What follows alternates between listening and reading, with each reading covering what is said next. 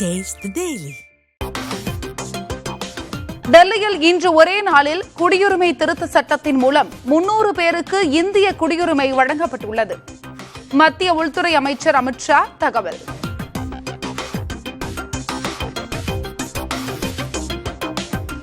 நெல்லை, கன்னியாகுமரி, விருதுநகர் மாவட்டங்களில் பரவலாக கனமழை.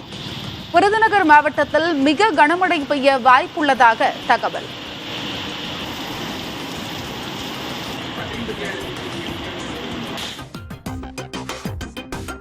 தமிழ்நாட்டில் கோவை, நாமக்கல் உள்ளிட்ட 8 மாவட்டங்களில் டெங்கு காய்ச்சல் அதிகரிப்பு. நோய் தடுப்பு நடவடிக்கைகளை அவசியம் பின்பற்ற தமிழக சுகாதாரத்துறை அறிவுறுத்தல்.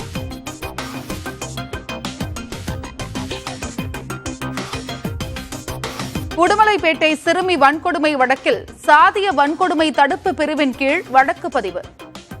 வழக்கில் தொடர்புடையவர்களின் புகைப்படங்களையும் வெளியிட்டது காவல்துறை.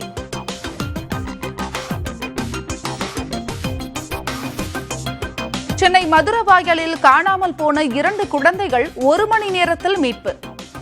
வழி தெரியாமல் சுற்றித் திரிந்த குழந்தைகளை காவல்துறையினர் பத்திரமாக மீட்டனர்.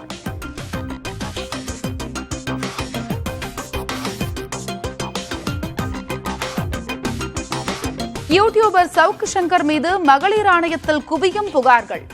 உரிய நடவடிக்கை எடுக்க டிஜிபிக்கு ஆணையம் பரிந்துரை.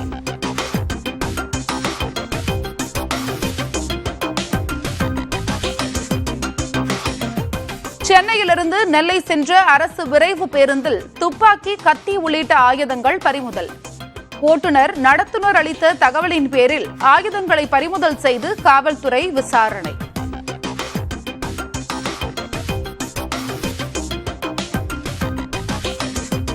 சீர்காழி அருகே அரசு பேருந்தில் கழன்று ஓடிய சக்கரம்.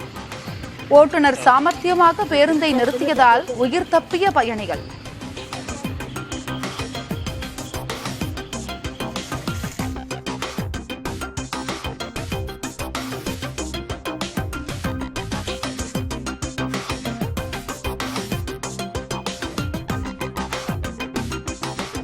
ஆந்திராவில் தேர்தலுக்கு பிந்தைய வன்முறைகள் தொடர்பாக விளக்கம் அளிக்க வேண்டும். ஆந்திர மாநில தலைமை செயலர் டிஜிபி நேரில் விளக்கம் அளிக்க தேர்தல் ஆணையம் சம்மன்.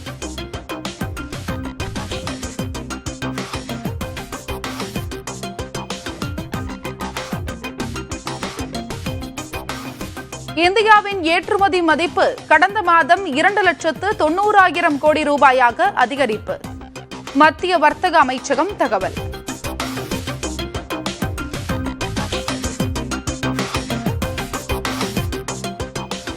இந்தோனேஷியாவில் கனமழையால் பயங்கர வெள்ளம். 58 பேர் உயிரிழப்பு, 35 பேர் மாயம்.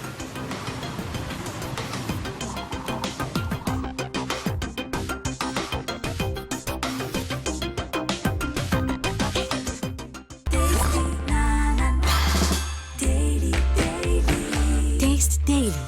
Taste the Daily.